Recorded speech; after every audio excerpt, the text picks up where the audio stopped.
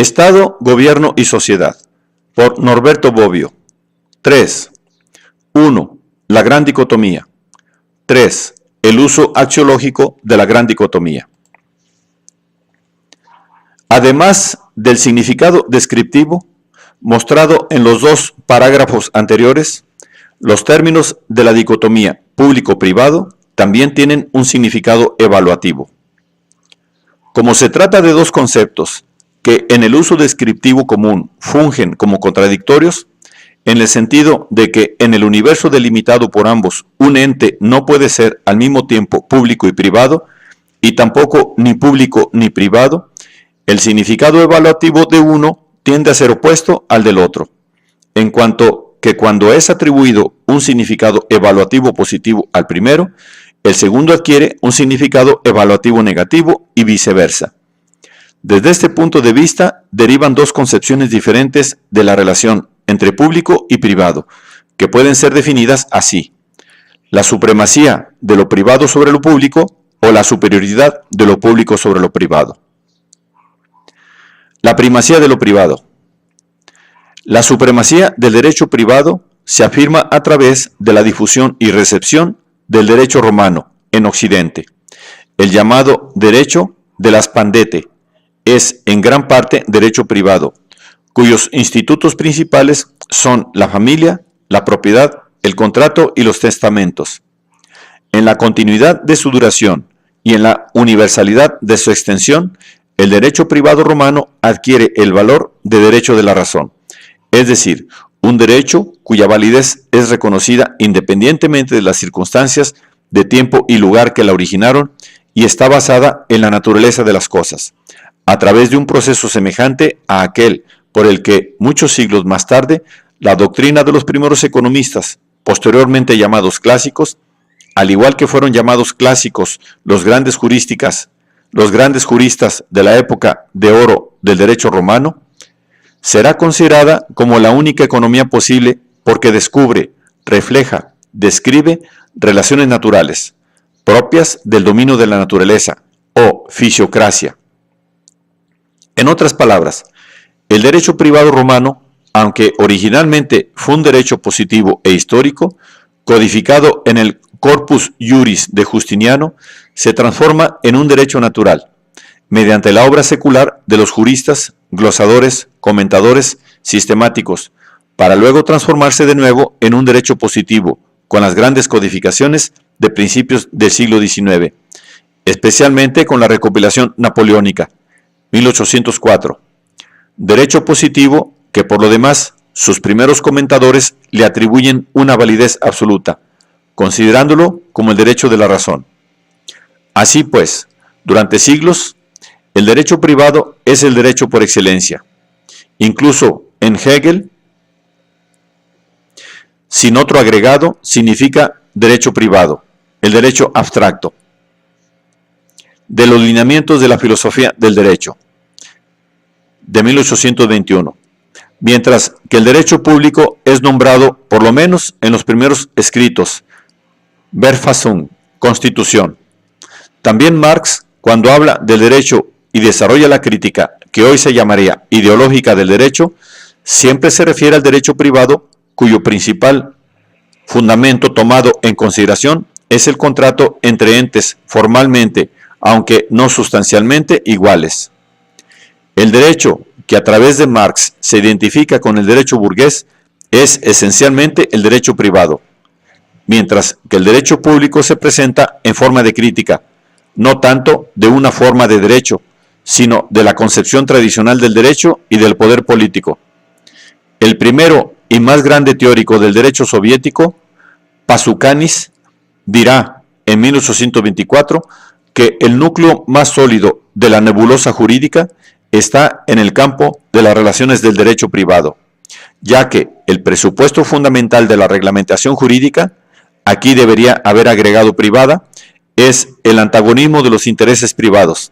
lo que explica por qué las líneas fundamentales del pensamiento jurídico romano hayan conservado su valor hasta nuestros días,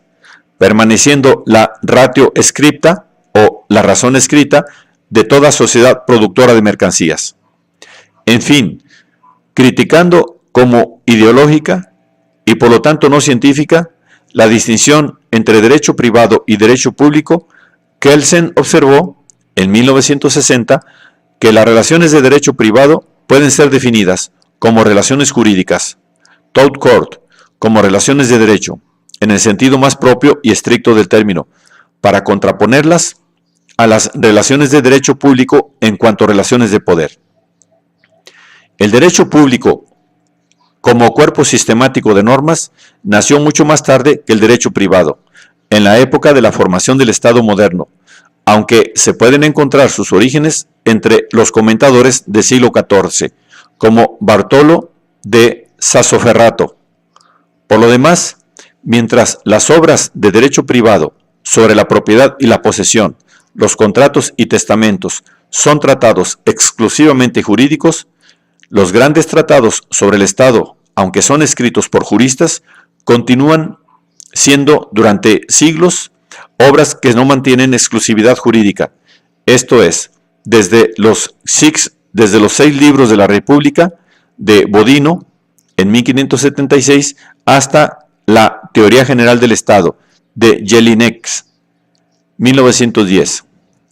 No es que el derecho romano no hubiese proporcionado principios válidos para la solución de algunos problemas capitales del derecho público europeo, comenzando por la Lex Regia de Imperio, Digesto 141, de acuerdo con la cual lo que el princeps o príncipe establece tiene fuerza de ley, cuando el pueblo le haya atribuido este poder, que es originalmente del pueblo, de donde viene la añeja disputa de si el pueblo hubiese transmitido o solamente concedido el poder al soberano. Con la disolución del Estado antiguo y con la formación de las monarquías germánicas, las relaciones políticas sufrieron una transformación tan profunda y surgieron en la sociedad medieval problemas tan diversos como el de las relaciones entre el Estado y la Iglesia, entre el imperio y el reino, entre los reinos y las ciudades, que el derecho romano solo podía ofrecer muy pocos instrumentos de interpretación y de análisis. Queda por señalar que, a pesar de todo, hubo dos categorías fundamentales del derecho público europeo que habían derivado del derecho privado y de las cuales se sirvieron, durante siglos, los juristas para la construcción de una teoría jurídica del Estado. El dominium o dominio, entendido como poder patrimonial del monarca sobre el territorio del Estado, que se distingue del imperium, imperio, en que representa el poder de mandar a los súbditos, y el pactum, pacto, con todas sus especies, societatis, asociación, subiectionis, sumisión, unionis, unión, y que funge como principio de la legitimación del poder en toda la tradición contractual que va de Hobbes a Kant.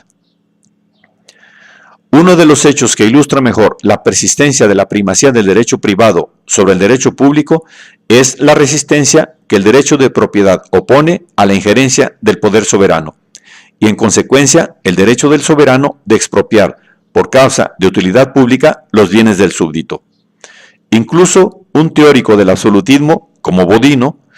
considera injusto al príncipe que viola sin un motivo justificado y razonable la propiedad de sus súbditos, y considera tal acto como una violación de la ley natural, a la que el príncipe está sometido al igual que todos los otros hombres.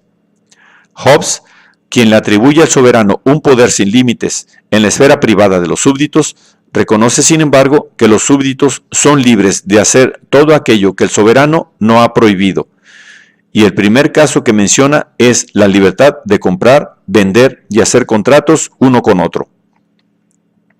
Con Locke, la propiedad se convierte en un verdadero derecho natural, porque nace del esfuerzo personal en el estado de naturaleza antes de la construcción, antes de la constitución del poder político, y como tal, su libre ejercicio debe estar garantizado por la ley del Estado, que es la ley del pueblo. A través de Locke, la inviolabilidad de la propiedad, que comprende todos los demás derechos individuales naturales, como la libertad y la vida, y que indica que existe una esfera del individuo que es autónomo a la esfera del poder público, se vuelve uno de los bastiones de la concepción liberal del Estado. que en este contexto puede ser redefinida como la más consciente, coherente e históricamente importante teoría de la primacía de lo privado sobre lo público. La autonomía de la esfera privada del individuo frente a la esfera de competencia del Estado es tomada por Constant como emblema de la libertad de los modernos, contrapuesta a la libertad de los antiguos, en el marco de una filosofía de la historia en la que el espíritu de comercio que mueve las energías individuales está destinado a tomar la supremacía sobre el espíritu de conquista, del que están poseídos los detentadores del poder político, y la esfera privada se amplía en detrimento de la esfera pública, no propiamente hasta la extinción del Estado, sino hasta su reducción al mínimo. Reducción que Spencer celebra en la contraposición entre sociedades militares del pasado y sociedades industriales del presente, entendida precisamente como contraposición entre sociedades en las que la esfera pública prevalece sobre la privada y sociedades en las que efectúa el proceso inverso. La primacía de lo público. La primacía de lo público ha asumido diversas formas, de acuerdo con las diferentes maneras bajo las cuales se ha manifestado, sobre todo en el último siglo, la reacción a la concepción liberal del Estado y la derrota histórica, aunque no definitiva, del Estado mínimo. La supremacía de lo público se basa en la contraposición del interés colectivo al interés individual y en la necesaria subordinación hasta la eventual supresión del segundo al primero. Además, en la irreductibilidad del bien común en la suma de los bienes individuales y por tanto en la crítica de una de las tesis más comunes del utilitarismo elemental. La primacía de lo público adopta diversas formas de acuerdo con las diversas maneras en que se entiende el ente colectivo, la nación, la clase, la comunidad del pueblo, en favor del cual el individuo debe renunciar a su autonomía. No es que todas las teorías de la supremacía de lo público sean histórica y políticamente las mismas, pero es común a todas ellas el principio de que el todo es primero que las partes. Se trata de una idea aristotélica y después de siglos hegeliana, de un Hegel que sobre el particular cita a Aristóteles, de acuerdo con la cual la totalidad tiene fines que no pueden reducirse a la suma de los fines de los individuos que la componen, y el bien de la totalidad, una vez alcanzado, se transforma en el bien de sus partes. Dicho de otro modo, el máximo bien de los sujetos no es efecto de la persecución, mediante el esfuerzo personal y el antagonismo del propio bien por parte de cada cual, sino es producto de la contribución que cada uno, junto con todos los demás, da solidariamente al bien común, de conformidad con las reglas que toda la comunidad o el grupo dirigente que la representa, teórica o prácticamente, se ha dado a través de sus órganos, sean estos autocráticos o democráticos. De hecho, la primacía de lo público significa el aumento de la intervención estatal en la regulación coactiva del comportamiento de los individuos y de los grupos infraestatales, o sea, el camino de la emancipación de la sociedad civil con respecto al Estado, que fue una de las consecuencias históricas del nacimiento, desarrollo, hegemonía de la clase burguesa. Sociedad civil y sociedad burguesa son, en el léxico marxista y en parte también hegeliano, la misma cosa. Al caer los límites de la acción del Estado, cuyos fundamentos éticos fueron sacados de la tradición iusnaturalista acerca de la prioridad axiológica del individuo con respecto al grupo, y en la afirmación consecuente de los derechos naturales del individuo, el Estado paulatinamente retomó el espacio conquistado por la sociedad civil burguesa, hasta absorberlo completamente en la experiencia extrema del Estado total. Total precisamente en cuanto no deja algún espacio fuera de sí mismo. De esta reabsorción de la sociedad civil en el Estado, la filosofía del derecho de Hegel representa al mismo tiempo la tardía toma de conciencia y la inconsciente representación anticipada. Una filosofía del derecho que repercute en una filosofía de la historia en la que son juzgadas como épocas de decadencia aquellas en las cuales se manifiesta la supremacía del derecho privado, como son la época imperial romana, que se mueve entre los dos polos del despotismo público y de la libertad de la propiedad privada, y la época feudal, en la que las relaciones políticas son relaciones de tipo contractual, y de hecho no existe un Estado. Por el contrario, son épocas de progreso aquellas en las cuales el derecho público toma la revancha sobre el derecho privado, como la época moderna que contempla el avasallamiento, el avasallador surgimiento del gran Estado territorial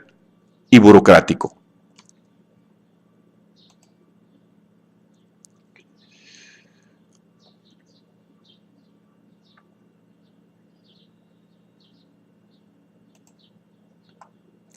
Dos procesos paralelos.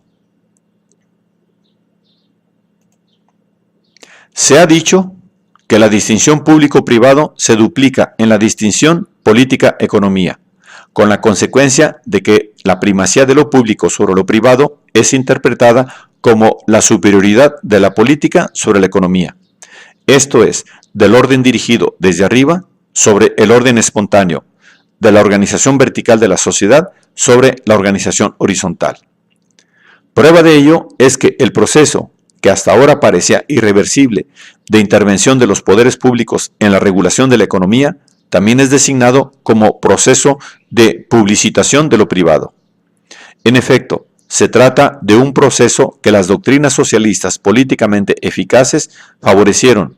mientras los liberales de ayer y de hoy, además de las diversas corrientes del socialismo libertario, hasta ahora políticamente ineficaces, rechazaron y continúan rechazando,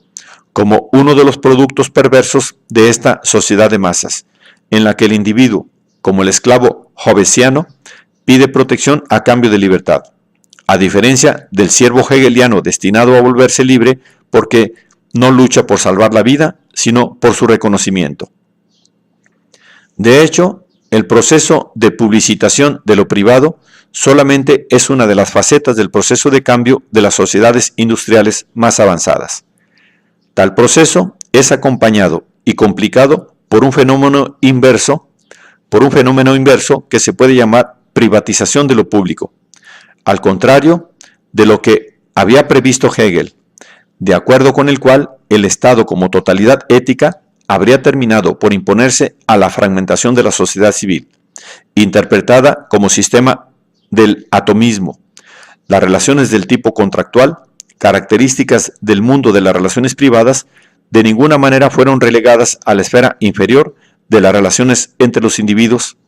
o los grupos menores, sino que reaparecieron en el nivel superior de las relaciones políticamente relevantes, por lo menos bajo dos formas. En las relaciones entre grandes organizaciones sindicales para la formación y renovación de los contratos colectivos y en las relaciones entre partidos políticos para la formación de las coaliciones de gobierno. La vida de un Estado moderno, en el que la sociedad civil está constituida por grupos organizados cada vez más fuertes, es atravesada por conflictos de grupo que continuamente se renuevan, frente a los cuales el Estado, como conjunto de órganos de decisión, parlamento y gobierno, y ejecutivos, aparato burocrático, desempeña la función de mediador y de garante, más que detentador del poder de imperio, de acuerdo con la imagen clásica de la soberanía. Los acuerdos sindicales o entre partidos normalmente son precedidos por largas negociaciones, característica de las relaciones contractuales, y culminan en un acuerdo que se parece más a un tratado internacional con la inevitable cláusula hasta que la situación no se modifica, que a un contrato de derecho privado cuyas reglas para una eventual disolución son establecidas por la ley. Los contratos colectivos con respecto a las relaciones sindicales y las coaliciones de gobierno con respecto a las relaciones entre partidos políticos son momentos decisivos para la vida de esa gran organización, o sistema de sistemas, que es el Estado contemporáneo, articulado en su interior por organizaciones semisoberanas, como las grandes empresas, las asociaciones sindicales, los partidos. No por casualidad, quienes ven en el crecimiento de estos centros de poder un ataque a la majestad del Estado, hablan de un nuevo feudalismo, entendido precisamente como la época en la cual, para retomar a Hegel, El derecho privado toma la supremacía sobre el derecho público y esta prevaricación de la esfera inferior sobre la superior mostraría un proceso de degeneración del Estado. Los dos procesos de publicitación de lo privado y de privatización de lo público de ninguna manera son incompatibles y de hecho se compenetran uno en otro. El primero refleja el proceso de subordinación de los intereses privados al interés de la colectividad, representada por el Estado, que invade y engloba progresivamente la sociedad civil. El segundo representa la reivindicación de los intereses privados mediante la formación de los grandes grupos organizados que utilizan los aparatos públicos para alcanzar sus objetivos. El Estado puede ser correctamente representado como el lugar donde se desarrollan y componen estos conflictos, para luego descomponerse y recomponerse mediante el instrumento jurídico de un acuerdo continuamente renovado, encarnación moderna de la tradicional figura del contrato social.